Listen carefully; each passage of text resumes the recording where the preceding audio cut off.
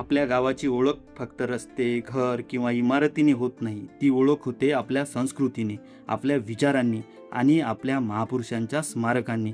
ग्रामपंचायत परिसरात तसेच गावाच्या चौकात उभे असलेले महापुरुषांचे पुतळे हे फक्त दगडांचे नाहीत, तर ते आपल्या इतिहासाचे, संघर्षाचे आणि प्रेरणेचे जिवंत प्रतीक आहेत. महात्मा ज्योतिबा फुले यांनी आपल्याला शिक्षण आणि समतेचा मार्ग दाखवला. डॉक्टर बाबासाहेब आंबेडकर यांनी संविधानाच्या माध्यमातून समानतेचा हक्क दिला. महात्मा गांधी यांनी अहिंसेची ताकद जगाला दाखवली. वसंतराव नाईक यांनी ग्रामीण विकासाला नवी दिशा दिली. संत गाडगेबाबा यांनी स्वच्छतेचा संदेश दिला आणि संत तुकडोजी महाराज यांनी ग्रामगीतेतून गाव विकासाचा मंत्र दिला.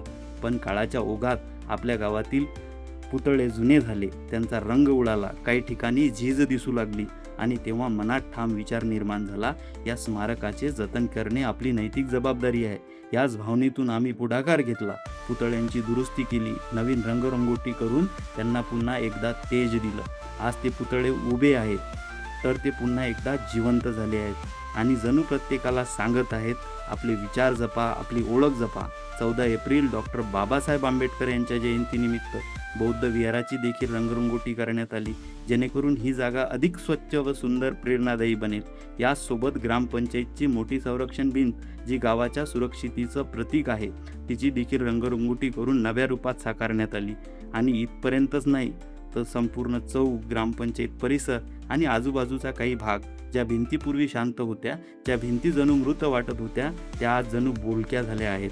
त्या भिंती आता सांगत आहेत, हा बदल आहे, हा नवा प्रारंभ आहे. आज जेव्हा आपण चौकात उभे राहतो, तेव्हा एक वेगळीच प्रसन्नता जाणवते, मनाला एक आनंद मिळतो.